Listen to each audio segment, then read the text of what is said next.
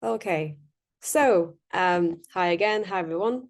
My name is Manon from Film North. Thank you for joining us today for the first edition of the BFI FAN Green Hour. The Green Hour is an online learning series for film exhibitors focusing on environmental sustainability.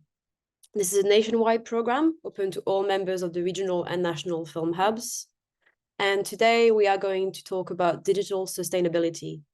A lot of us work in a digital context, many of us, most of us, and that presents environmental challenges, but they often seem more difficult to quantify than the impact of a physical operation, such as heating a venue, staff and audience travel, or food and beverage offer. But in this session, we are joined by three speakers who have been thinking about digital sustainability quite a lot and are going to share learning and steps that film exhibitors can take to reduce their digital impact. So we are joined by Alice Bonnot, Environmental Sustainability Specialist at Julie's Bicycle, Louise Hargreaves, Executive Director at Abandoned Normal Devices, and James Coleman, Managing Director at Supercool. Hi, everyone. Thank you for joining us. Just going to wait for James to also put on his camera. Hi, James. Thank you. Before we get started with the presentation, just a note that there is a Q&A function for you to ask questions to our speakers. There will be 20 minutes after the presentations where we will be able to go through those. So please just drop them in the chat and I will get back to you on those afterwards. I will now go off camera and hand over to Alice from Julie's Bicycle to go first. Thanks, Alice. Great. Thank you, Manon. Thank you for the invitation. We're happy to be here today with you all. Let me just share my screen. I'm also going to try, because I couldn't hear you, Manon, with my headphones earlier. But can you all hear me well now? Good? Okay, I'll take it for yes. Thumb up from me. So let me just put that here. Well, welcome everyone. My name is Alice Bonnot. As Manon kindly introduced me, I'm environmental sustainability specialist at Julie's Bicycle, and today I'll be presenting on digital sustainability. So I'm going to give you a brief introduction to what digital impacts are. I'm sure that most of you are aware that our electrical devices, be they smartphones, tablets, laptops, gaming consoles, and any other electronic gadgets, have become important parts of our lives. And although we increasingly rely on them to carry out our daily tasks, and by doing so, we do it quite seamlessly. We engage in those digital activities, often as a matter of habit without conscious consideration. And this is probably because digital pollution is invisible, it's odorless, it's hard to detect, but just because we can't see it doesn't mean that it doesn't exist. So digital technology relies entirely on a physical infrastructure that consumes energy.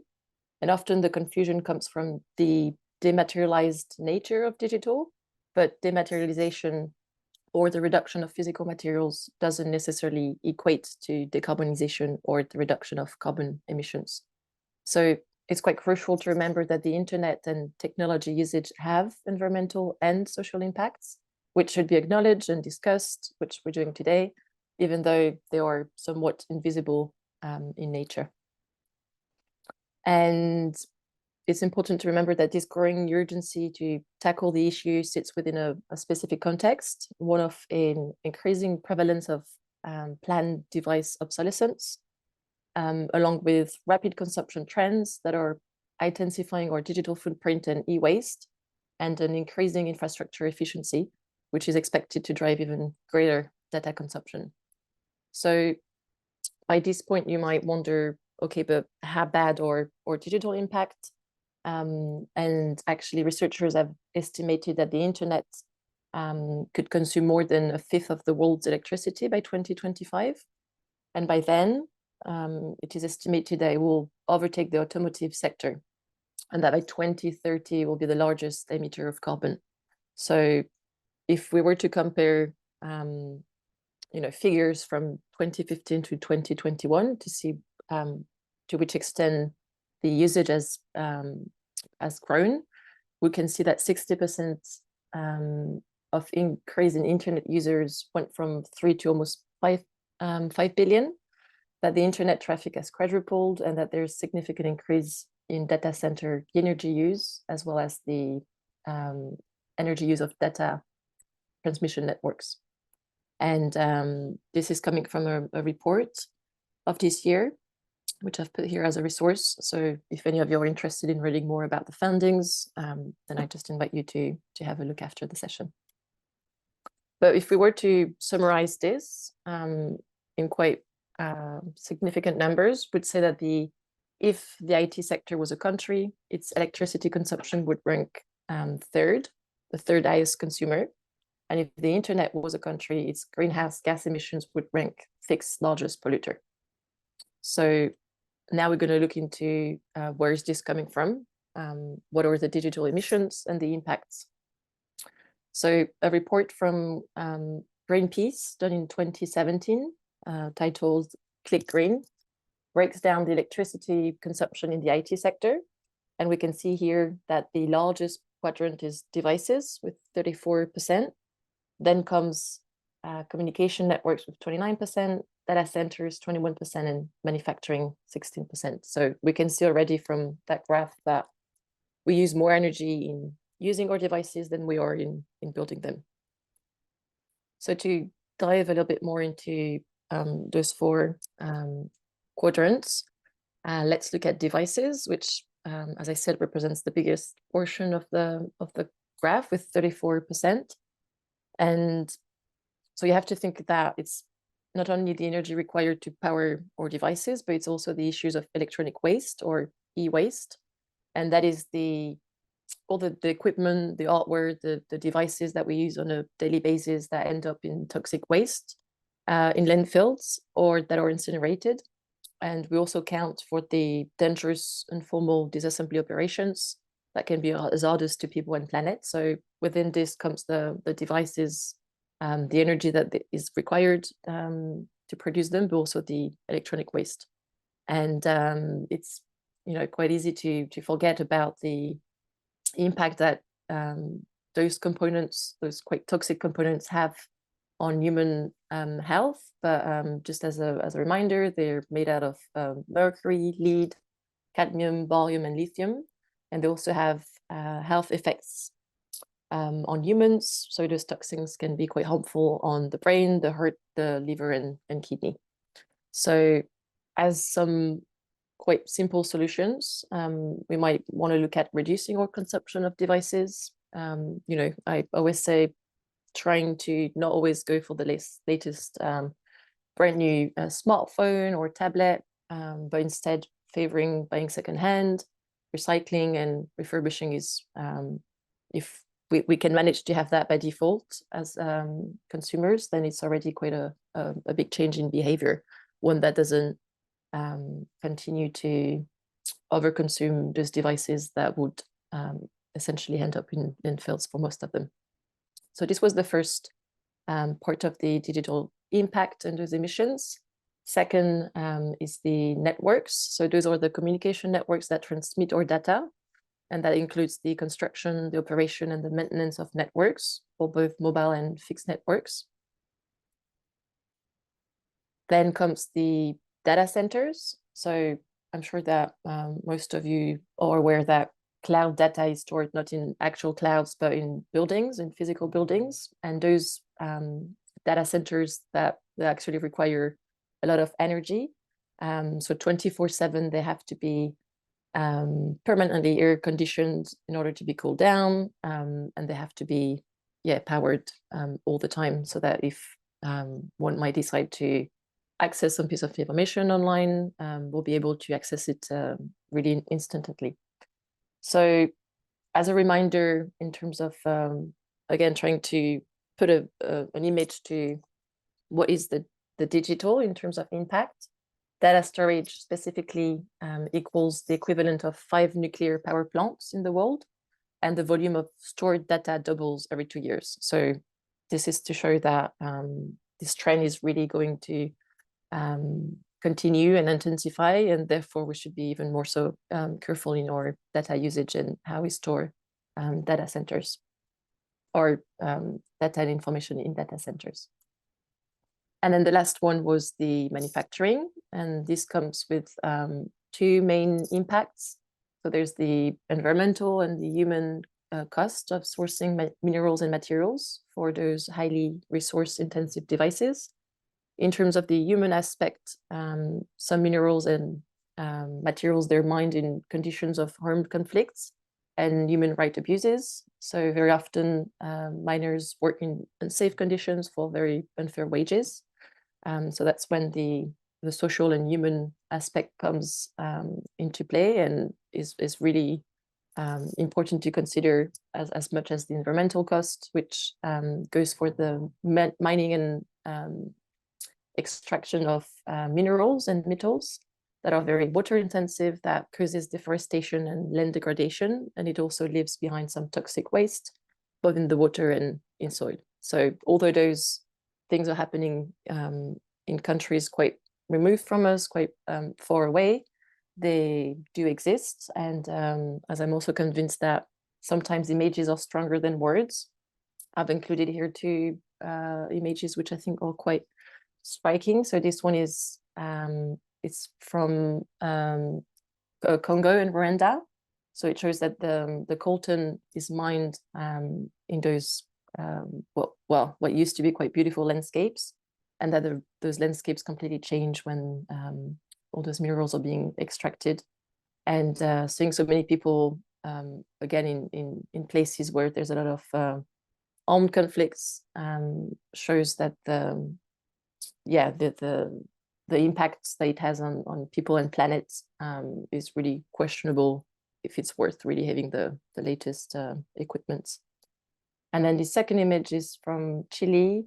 And again, you can see that water here is being evaporated to obtain lithium that we do find in our batteries. And although that picture I personally find quite aesthetically beautiful with the colors, this is clearly not the state of nature in its normal form. This is when its minerals are being extracted. So again, I think it's quite important to always keep in mind that there's really real physical, tangible impacts to things that might not seem so tangible, that we do out of habits and don't really question the consequences. So I hope this was helpful in reminding us all of the impact. Now, just to also remind ourselves of how does this comes to play within the UK film exhibitors sector.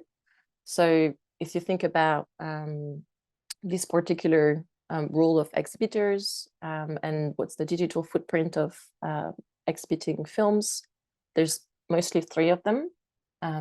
So like many other industries, it will be the digital data used by exhibitors, and that's when there's some exchange of emails, of data between colleagues at work. So it's all to do with the operational side of things between staff members, which is true in other industries, of course, but each sector should really rethink its digital usage and go towards digital sobriety. Then comes website and digital marketing, which also goes quite high in the digital footprint of the sector.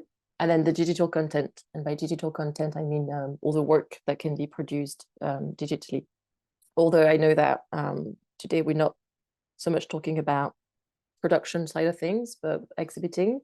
But to some extent, there's also this carbon footprint to think about. So just to end, we are at Julie's Bicycle quite involved in those discussions. So in 2020, we published a briefing report on environmental sustainability in the digital age of culture. It was delivered in partnership with the Arts Council England, and it was part of the environmental program for national portfolio organizations. And then we've done a number of other works, which I invite you to look at if you're interested in learning a bit more about the subject. And finally, I've included two more recent works, which again is not specifically for exhibitors. The first one is more to do with the production stage, but there's been a very good report and research shared recently by Hunter Vaughan in Cambridge towards a sustainable digital future in UK film and television. So there's great discussion happening in that space. And there's also a great resource online. I don't know if you're familiar with the work of British artist Fenty Balogun, who did a brilliant short piece of film called Can I Live, which really sits at this intersection of art, climate change, ecology, and climate justice as well. And they've published, alongside the film, which has been screened in many places, a great resource where you can have more information about the breakdown of the carbon footprint of producing the film. And yeah, I think as a way of introduction, that was enough. Thank you.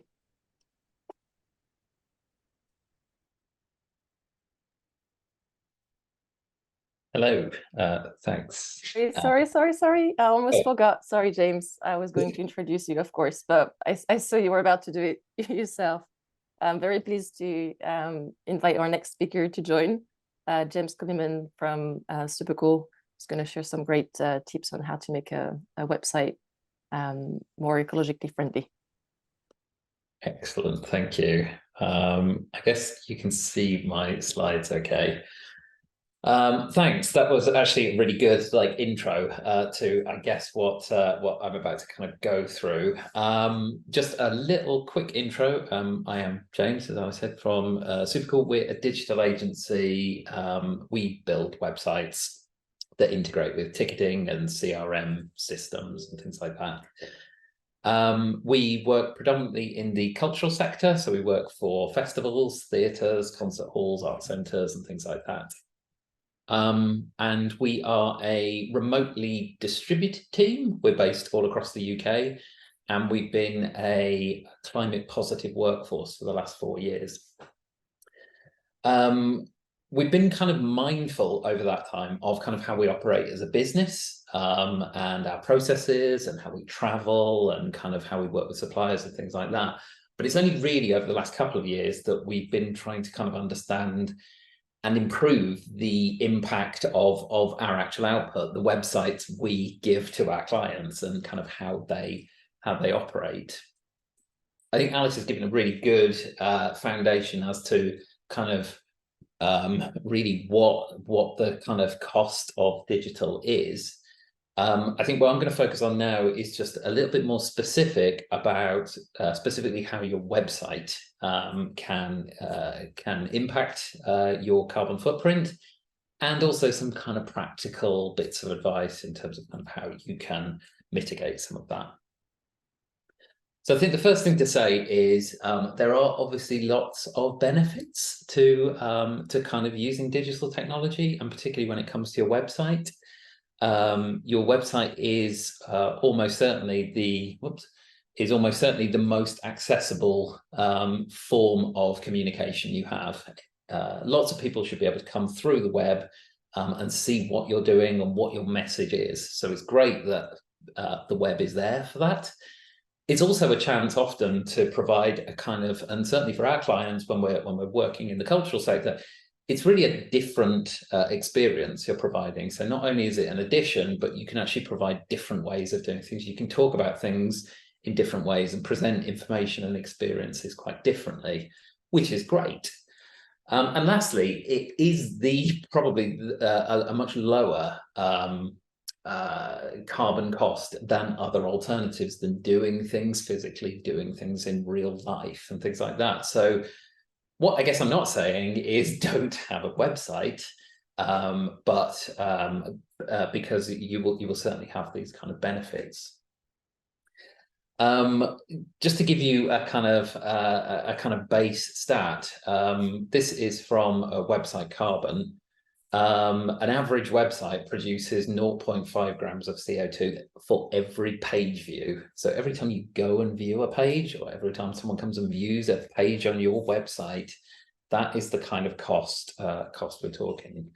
And you can measure your own website. There are a number of different tools out there. I think the one that we commonly kind of refer to is Website Carbon, which is a website that's been built by Hargreaves Digital, who are also a digital agency, and I would say are doing things. They are like the trailblazers in this subject within our sector.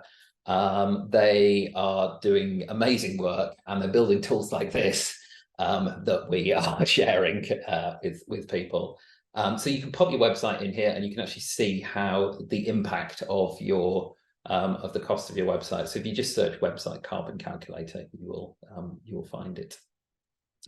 So if a website, if an average web page has 0.5 grams of CO2, we took one of our websites that saw 2.8 million page views per year.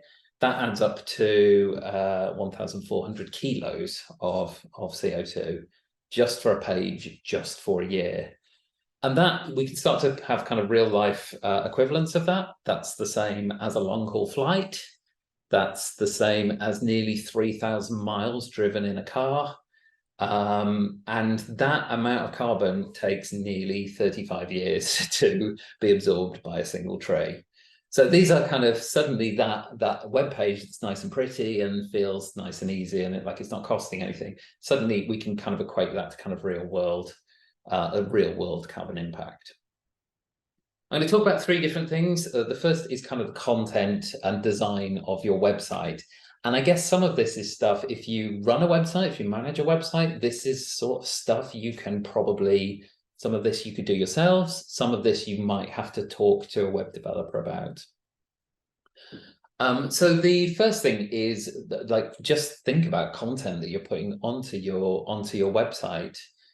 Quite often, websites are used as kind of dumping grounds for every piece of information you've ever had to say to any individual person.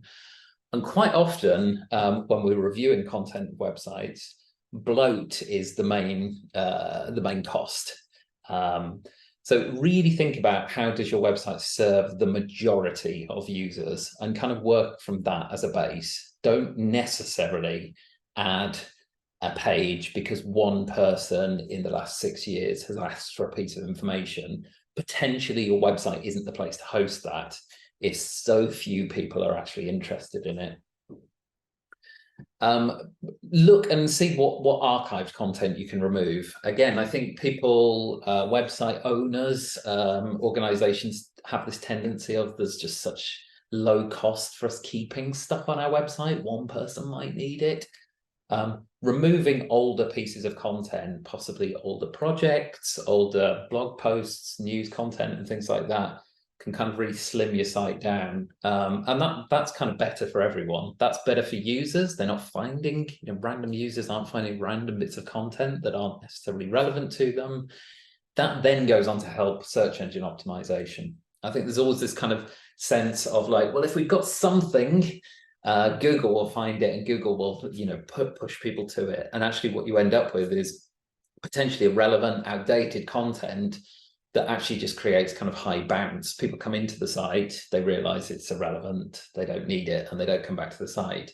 And over time, Google can actually kind of downgrade the content and downgrade the site as a result. So keeping clean content is kind of helpful for you, it's helpful for users. Think about kind of how people interact across the site as well. So your website might have very functional elements. So that might be listings of particular bits of content, event screenings, things like that. It might have contact details. They're the things that you want to make incredibly functional. Keep them nice and clear, keep them short, ideally text-based, so that people can find them, particularly on mobile. They can jump in, they can access the information, and they can leave. Potentially, where you might want to add more engaging content will be certain areas that rely on images, rely on videos and things like that. And that might be some of your marketing content within a blog. It might be other kind of offers you might have that you need to present in a more compelling way. And that might be including how you kind of present yourself and to your organization, things like that. So not everything needs lots of images, and just kind of consider that as you're kind of piecing bits together on your site. That very much kind of leads into the kind of the weight of individual pages. So we said that average page will have a carbon impact of 0.5 of a gram. That can change dramatically depending on what you're actually putting onto your pages. If we take a page like this, we can actually see kind of different elements. So an image will have varying degrees of data. Larger images will be heavier to download. There might be third-party scripts. Worth pointing out that if you've got Google Tag Manager on your site, potentially there could be lots of scripts in there, lots of additional tracking that are adding weight to the page. But equally, things like fonts and even basic things like CSS and styling will all add weight. And every time somebody accesses your page, they have to download all of that. Things to keep in mind to reduce page weight certainly are videos, particularly if you've got kind of autoplay videos that just sort of play in the background. Really heavy and potentially kind of not necessarily essential if they're there as kind of decorative ambient things. Certainly when we move into kind of doing bits of functionality with AI, if we're querying large data sets, those kind of things are really processor intensive. So, so really consider where to put those and if they should be in a kind of main space of a website that everyone interacts with, or whether it's actually best that you kind of leave some of those really heavy processes to the people that really want it. And maybe that goes behind an extra click sometimes. Certainly something to talk with your web partners about might be using more modern image formats. I think most of us who have worked with websites will be familiar with things like JPEGs and PNGs. Modern browsers now use new image formats like WebP, AIFF, and certainly you can use SVGs for kind of more scalable image formats. These are much smaller. So not only are they better for in terms of an energy, they're more efficient, they download quicker, so that they create a much better experience for users. Every additional font you add to your page is an extra hit, it's an extra bit of weight. And the other kind of thing to note is the darker your page is, the less energy it uses. So if you've got a bright white page, that's every single pixel is turned on as fully bright as they can possibly go. So potentially find ways, maybe at the design process of your site, even if you're just knocking a page back from being 100% white to kind of having darker off-white elements, it can really help. And particularly for those sites that are seeing lots and lots of users, you'll see a big impact. The last thing I want to touch on, and Alice had mentioned just about data centers, is hosting. Hosting is quite a complex thing, even for us, we're web developers, and it's finding good, ethical web hosting companies is actually quite tricky, because virtually most companies are using quite a long supply chain of suppliers right back to those data centers. So we really want to think about, finding good providers. And I would always recommend either you talk to your web developer if they're providing hosting on your behalf, or you talk directly to your hosting company, really to understand like what is that supply chain right back to the data center. Are they using renewable data centers? Are they using renewable energy within those data centers? There are more technical things you can do. So things like content delivery networks are actually systems that kind of take copies of your website and host them at different places around the world. And they actually present a much quicker experience for users. And they mean that data isn't necessarily traveling all the way from one central place out to everyone's browser every time. Again, talk to your web provider, your web developer about that, because not only is it helping reduce energy, it's really helping the end user as well. We've got quite a few resources on again, kind of digital sustainability on our website at supercool.co/green. I think we've also got a link there to to Julie's bicycles as well, because you have so much kind of useful resources, particularly outside of what I think we're doing in the world of web, the kind of wider digital sphere. But a couple of things I did want to just show in terms of kind of some of our clients doing stuff. The first is Chichester Festival Theatre. I've added this really nice ask at the point of within their ticket path, where they've kind of got a feature within their ticketing system to do sort of fundraising ask. One of those is the ability to add an offset, just if you're traveling to the theatre. I think that's a really great example of being able to use your website to help not only educate people, but also in this case, offset some of the energy that your real world building has. And I think from talking about, again, like using digital in a different way, is a really nice example of that. And then finally, this is not much of a visual, but Unicorn Theatre have done a lot of work around digital sustainability. And the key thing I think that they're doing really well is they're really talking about it. And it's something we're kind of aware of as well, and we're trying to do. We are by no means, and I think Unicorn would say the same thing, by no means experts, but one thing we can do is share what we're doing, share what we're learning, and kind of share where we're failing as well. Because I think, you know, people are a little bit scared of kind of greenwashing, and I think we certainly were. But I think just educating people about where you're at now, I think helps people feel a little bit more like they can do it as well. And I think that's as important as anything else I'm kind of showing today. I will hand over now to Louise at Abandoned Normal Devices. I'm just working out how I can stop sharing. It's always the trickiest bit. And I'll hand over to Louise. Thanks. Thanks, James. Yes, as James said, I'm Lou from Abandoned Normal Devices. We're an arts organisation based in Manchester, and we work across art, new cinema and digital culture. I'm just going to share my screen.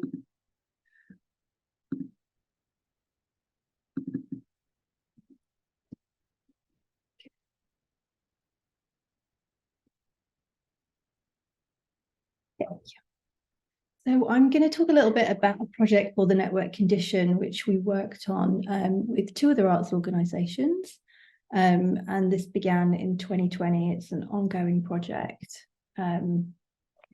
So the two other organisations we work with are an organisation called Fast Familiar, who describe themselves as a recovering theatre company. They're based in London. And another arts organisation called Arts Catalyst. They're based in Sheffield.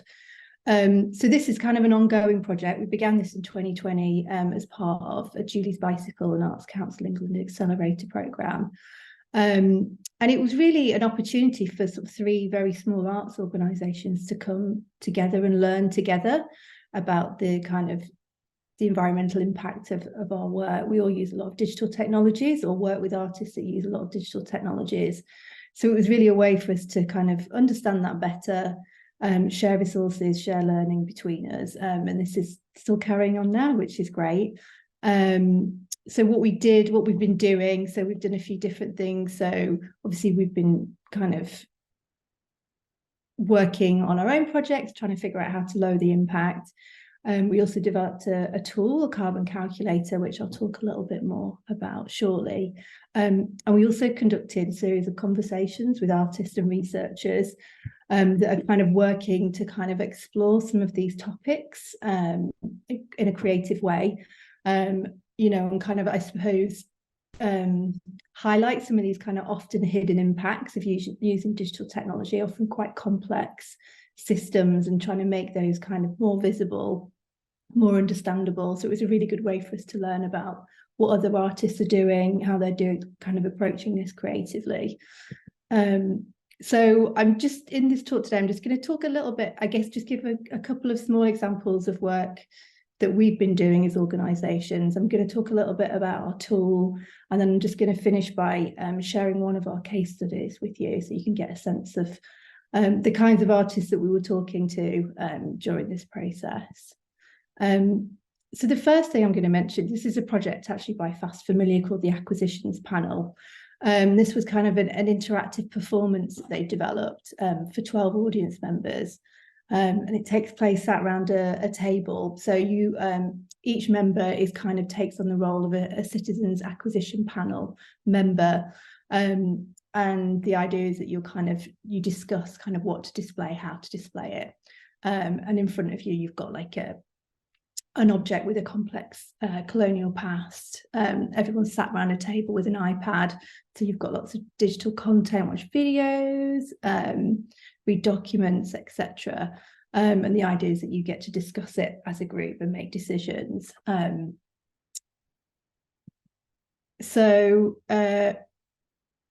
Fast Familiar's work is very sort of digital led. It's very much at the heart of their practice, and what they were looking at was kind of how they could make this more environmentally friendly, less carbon impact. So what they realized when they built the piece is that their video syncing system, which made sure that the iPads play video in sync, was basically the largest source of power consumption in the piece. So what they actually did is rewrote the code to make it 26% more energy efficient. And they did this by using artificial intelligence, which would predict when the iPads would go out of sync and basically fix that issue before it arose. So I think they've said that they've now reached a point where the show uses 10% of the power of boiling a mug of water in a kettle. So they've been able to measure that. And the other thing that they were looking at with this as well is kind of how they made it more transportable. Quite often when using a lot of digital technology, they're not the most portable projects, but they managed to create this and run it in a way that they could fit into 3 backpacks. They were able to tour it by train. There's actually a really interesting blog post on their website where Dan, who's one of the members of Fast Familiar, talks about their experience, which is definitely worth a read. And then the second example I just was going to mention is actually one of AND festivals. So our last festival was in 2021, kind of still in partial lockdown from the pandemic. And we actually ran a hybrid festival. It's usually very site specific, happens in one particular place. But what we wanted to do is kind of create a hub, a digital hub, for those audience members that weren't actually able to visit us in person, in place. So what we're really interested in doing with this is kind of, I suppose, exploring sort of the sustainability of the website, but kind of in a more creative way, an aesthetic way, kind of what are those kind of other things that you can sort of play with and think about in terms of its carbon footprint. So we did a couple of different things with our hub. So the first thing we did was providing sort of different options for the compression style. So we could have original, dither, or pixels. So basically going down to pixels uses less energy, less resolution. We also had pieces of waste, what we called waste, floating in the background of the map, which is composed of traces of online activity, cookies, and stuff like that. And then there was a counter in the bottom right hand of the screen that shows the amount of waste produced by your navigation in real time. So you can actually still visit this as well. It's still live if you wanted to go and take a look at that project. So the network conditioning tool. So this is something that we created a couple of years ago. And again, it was really just a way for us to kind of support our thinking in terms of how we can plan and think about the projects that we were producing. What are the different elements of that? How can we sort of create a tool that would help us think that through and compare different options? So again, the tool is very much live. It's free to use. So I'd recommend that you check it out. So it's we tried to make it as kind of easy and intuitive as possible, and something that you could get results from really, really quickly. So you don't have to sort of spend ages putting data in. So it's kind of in 2 parts, really. So the first part is really about how you make the work, how you develop the work. So it kind of asks you questions about your planned activity, kind of what devices you might use, the number of people you might have working on a project, kind of how you're holding meetings. Are they in person? Are they online? Those kinds of things. So really, this is kind of like how you're developing work. And then the second part is about the delivery of the work. You know, very much depending on the kind of event that you're delivering, you know, kind of what sort of technologies are you using? Are you streaming an event? Is it going to be online? Is it physical? What kind of equipment are you going to be using? How many of those devices are you going to use, for example? So it's kind of, you know, it's kind of something very sort of simple to use, and quick, and basically we've sort of designed it in such a way that you can, you know, you can kind of go through it, type something in, and then go back and try the configuration. So it's very much like a planning tool, and a way for you to kind of compare and contrast. The other thing that, you know, that we were really keen to do with it as well was for it to be a way that you could kind of make the amounts of carbon quantifiable in a way that was familiar. I think James talked about that in his talk before. So, you know, kind of what that approximation is. So like, for example, this example is like boiling a kettle 7.31 times. Because I think that was one of the things that we found through the project. It's just, you know, a lot of those quantities are just really hard to get your head around. So how do you make that more familiar, more understandable? And I think it's worth noting here with this tool, you know, it was very much a way for us to kind of think through and understand the kind of, you know, the carbon cost of the work that we were doing, and really has to kind of be considered, you know, considered in a bigger picture of kind of the kind of organization where I'm really understanding like where your main impacts are, like where are you going to have the most impact in terms of the things that you're addressing. So, you know, for us, this kind of really helped us kind of think that through. These are just a few easy wins that Dan suggested. James has already touched on this about hosting your website and a server powered by renewable energy. So Hetzner is an example there that you could have a look at. Buying refurbished IT equipment, and just that laptops are more energy efficient than desktop computers. So something to bear in mind.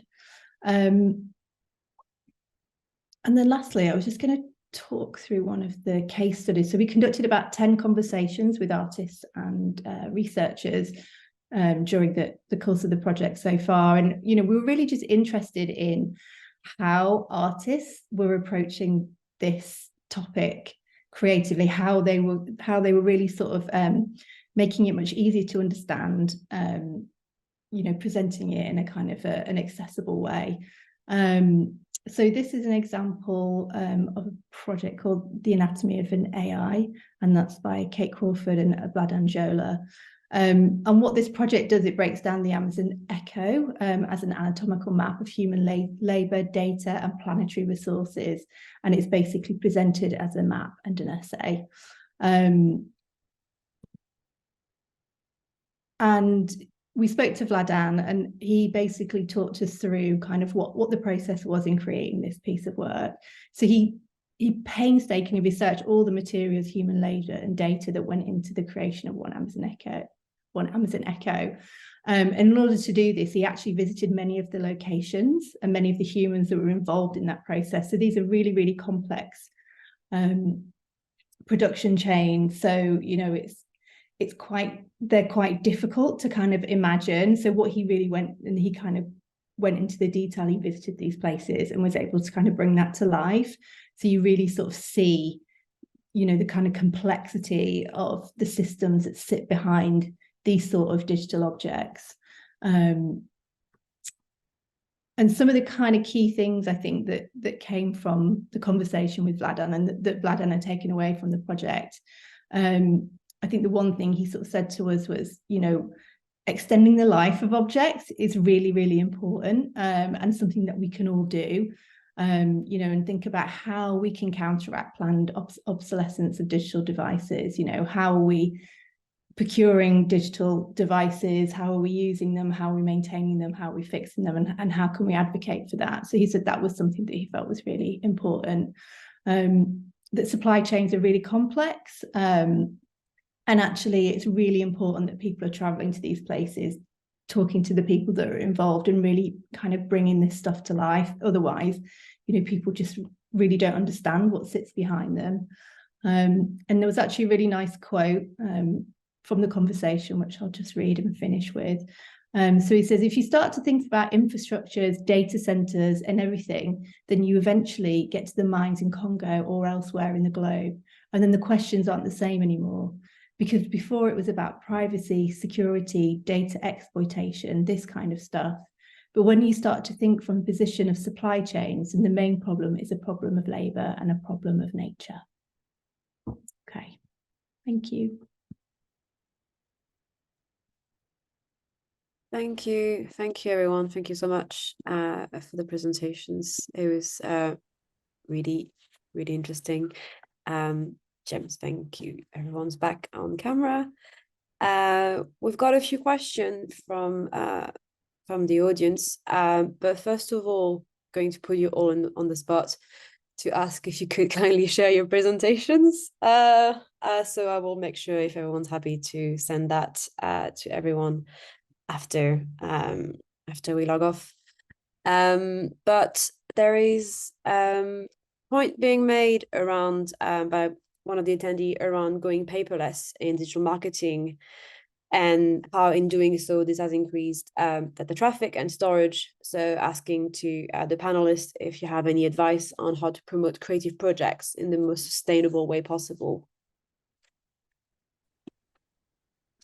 Yes. Maybe I'll start. I guess we've sort of found through, our sort of design process that we typically go through for a new web project. We kind of want to pull as many people in from sort of different stakeholders across that sort of client organization, their audiences as possible. We found some digital tools work really well for that. So there are sort of whiteboarding tools out there. We use quite a popular one called Miro, which allows everyone, no matter where you are in the world, to sort of join. You can drop post-it notes onto a board, you can write, you can draw, you can add links and things like that. But we also find just a really basic, just getting everyone in a Google Doc is also just a really easy way of getting people to kind of express themselves, where they don't necessarily have to talk if they don't want to. They can write things down and everyone can see it and everyone can kind of contribute together, and that works really well, and is probably a little bit more accessible as well, because that's also another consideration. you want everyone to be involved if possible.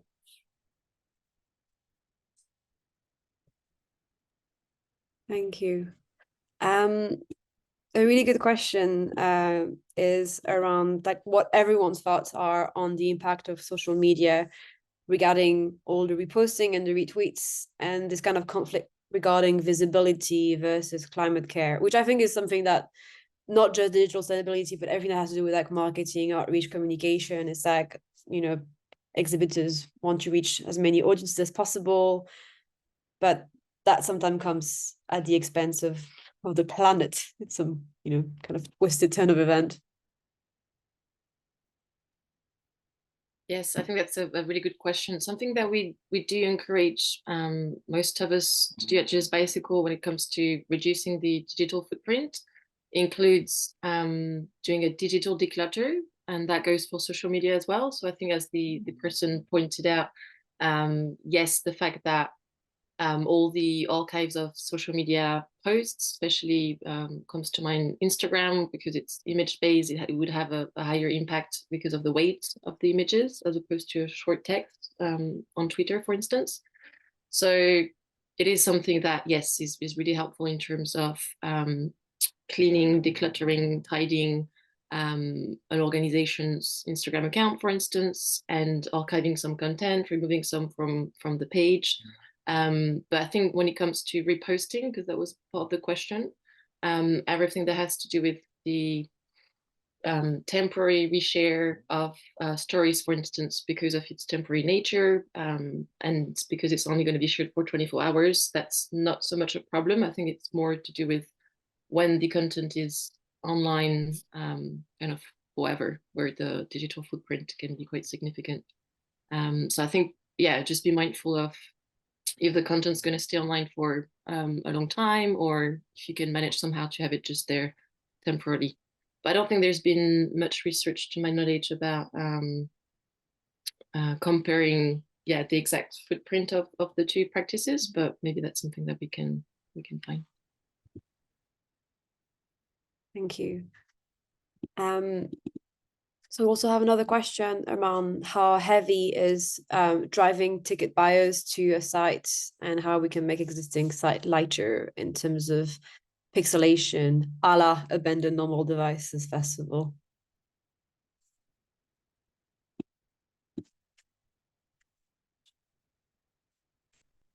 Is that something that one of you feels I don't know if equipped to?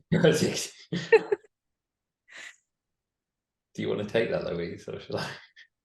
I mean, I think in terms of the hub that we created, I mean, it was, you know, we were just very much sort of, yeah, playing around with the aesthetics of that. And I think, you know, that I think it's something quite interesting to explore. I mean, if we're sort of talking about sort of designing sites, just kind of like, you know, moving away from that kind of very high resolution design, do you know what I mean? And kind of looking at other options. Like there's some really interesting projects out there that are doing that. Some interesting web designers looking at that. So I think, you know, there is a really interesting aesthetic there. I think, you know, we don't always have to go with the same kind of, you know, high res look. I think there's other things to play with there. I guess certainly we find, you know, that becomes like a really important decision when we're sort of designing and building functionality around, particularly kind of when you're selling like a performance or a huge kind of production with big kind of production values and things, is how much of that do you kind of present, how much do you try to mirror that experience in the kind of selling process? And, you know, there's often a tendency of like, we've got these great rehearsal shots, we've got this like huge trailer, we've got all of this content we're constantly like creating and sending. That needs to be part of that selling, that needs to be part of that event page. And actually, you know, it's really before we even get to sort of think about energy, you're often making decisions around just actually what is the usability of that.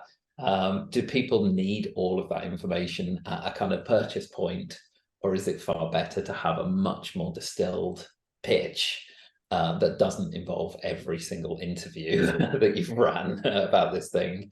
So I think there's kind of practical things to consider with that, that then lead you to hopefully a much more optimal sort of sales process, ticketing process that probably doesn't involve quite so many rich assets and things, I'd say.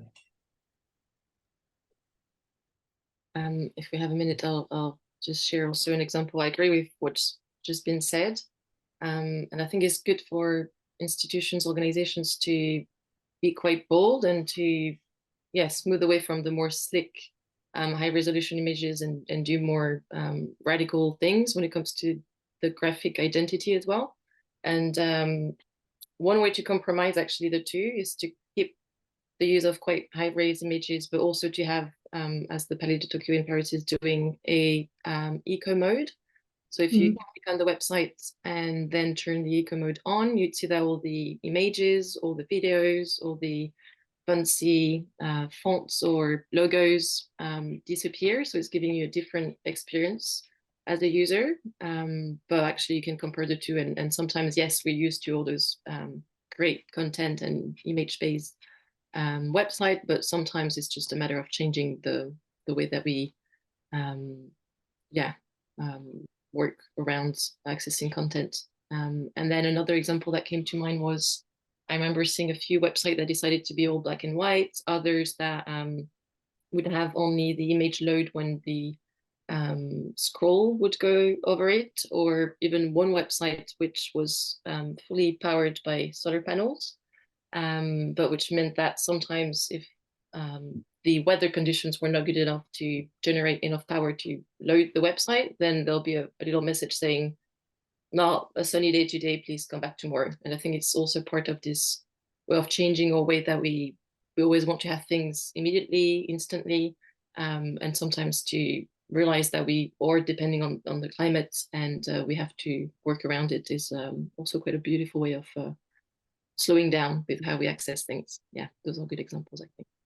Is that the solar protocol? Yes.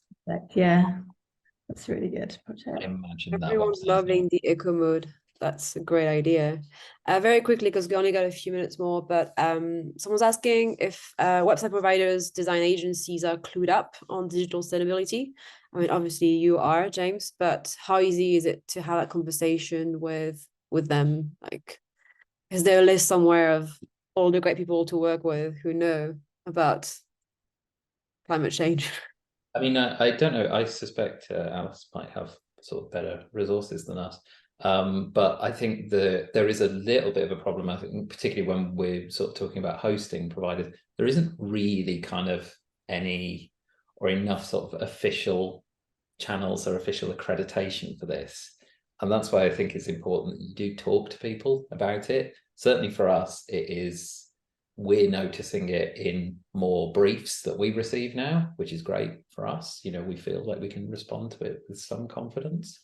I certainly think there's enough of our direct competitors that are treating this as a priority.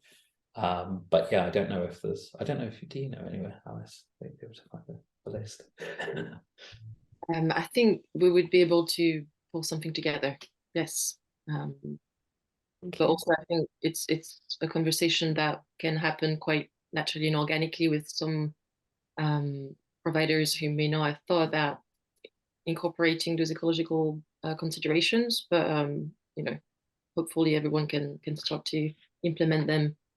So one that might not be already specialized in this could nevertheless think about it. Yeah.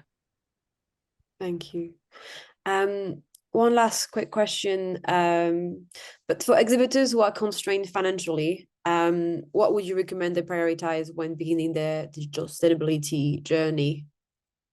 Easy steps, easy things to take on that might be, yeah, effective but economical. I'll go with an easy one, content, because if you've got a content managed website, you shouldn't have to talk to web developers. You can probably do it yourself. Just remove the chaff that you don't need on your website. That will have a big impact. And Marie Kondo your back end and everything. Marie Kondo your back end. Well, we've got 1 minute left, so thank you so much, everyone, for joining us. Thank you for the really interesting presentations. Thank you for the very interesting questions. As I said, I'll be in touch to share the slides. We'll be having another session in the new year. I can already confirm it's going to be January the 10th, so save the date. And stay tuned on the North website, but also on the Bigger Picture website, as this is a cross-fan opportunity. And yeah, if you also are a member who have an idea for a session, would like to engage with us, do email us at info@filmhubnorth.org.uk. I'll put that in the chat. Yeah. Thank you so much, everyone. Take care.